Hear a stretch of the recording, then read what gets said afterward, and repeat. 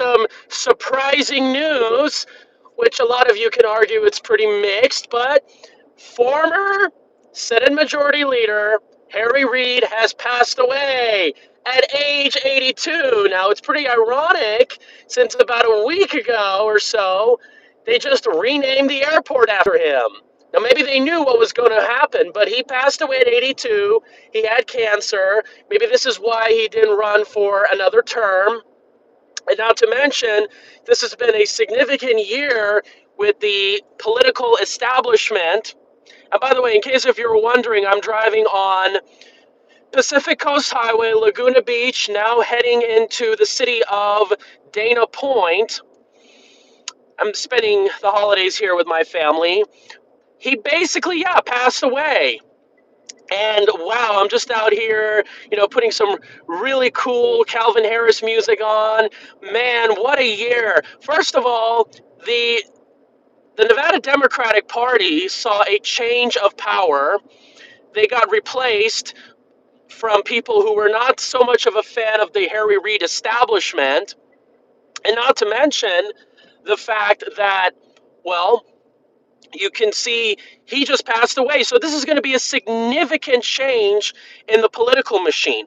Not to mention Sheldon Adelson passed away. And I do believe that Adelson, pretty good chance that they're basically good pals. All these casino elites, all these unions, these real estate developers, you name it.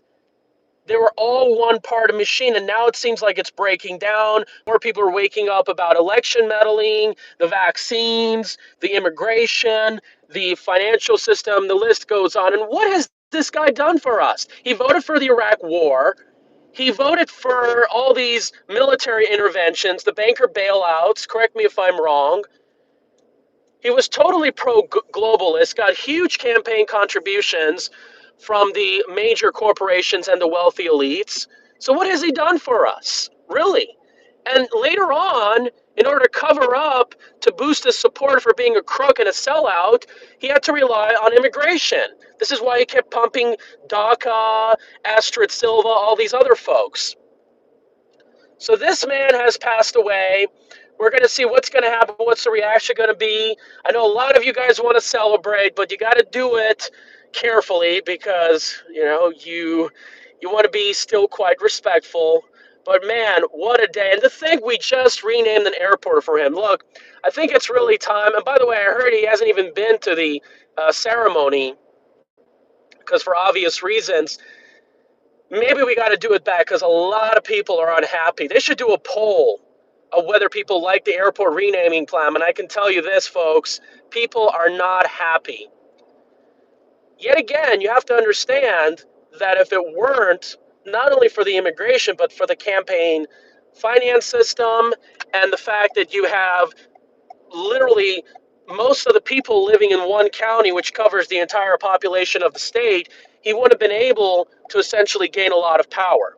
And I wouldn't be surprised if he actually won a lot of his elections. Because remember, it's the Culinary Union that pumped him in, or you can argue that it was election fraud. And when you have one county that controls 50 or more, now it's 75% of the population, you're going to basically get a lot of meddling, rigging, fraud, whatever you want to call it. Again, I'm not 100% sure because we have to find out the true evidence as time moves on. But wow, this guy is gone. And I'm sure a lot of people are happy and celebrating. What do you guys think? Do you think that this political machine for the state of Nevada, although I'm not in Nevada, I'm actually in Dana Point, California, Monarch Bay, do you really believe that this is going to really change? What are your thoughts below? And I must say here in California, it's so gloomy compared to Las Vegas. I got to tell you that. Wow, just rain after rain, rain after rain. Just makes you think that perhaps the climate here in contrast is not really as a big deal. Not to mention the summers in comparison are quite humid. But wow.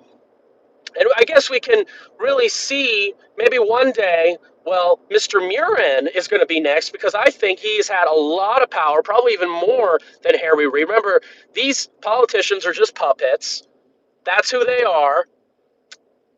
So you have to really look at the people who are pulling the strings, the culinaries, and obviously the large casino donors, Wall Street, which are hijacked by, you can argue the deep state elites and so forth. So we're in Niguel and Camino de Avion, so on the border of Laguna Niguel. This is the city that I grew up in for several years, since the late 2000s.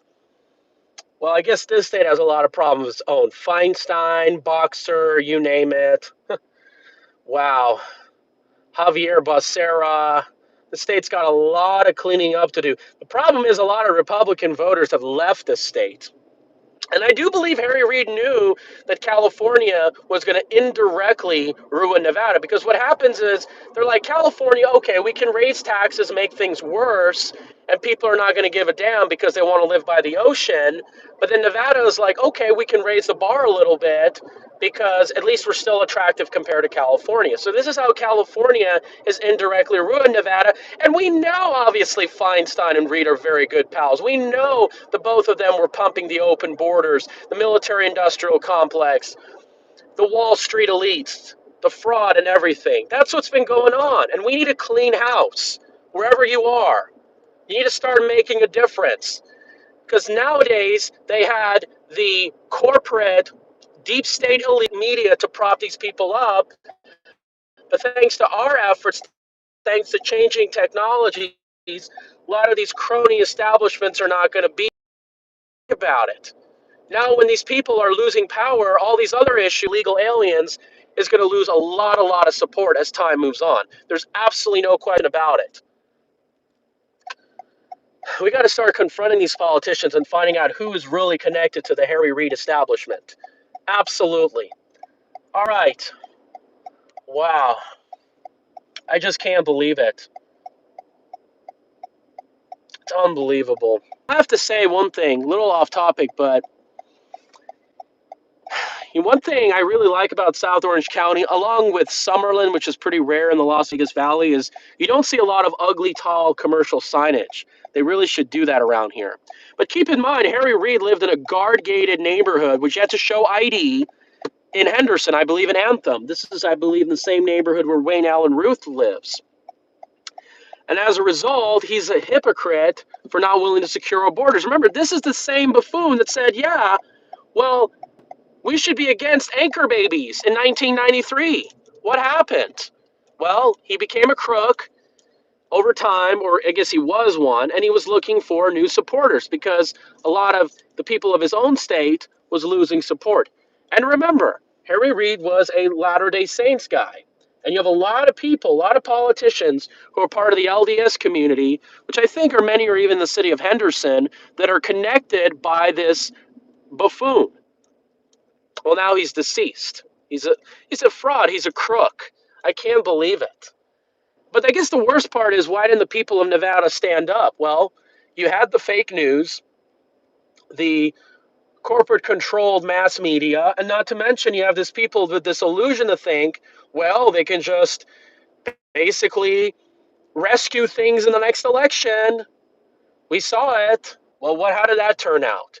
People definitely need to stand up. Absolutely. And it's people like me to really strike up, fight for the people, kick out the Wall Street, special interest types, identity politics, all this nonsense. And again, religion, LDS, that has a lot of identity politics because that's what he ran on originally.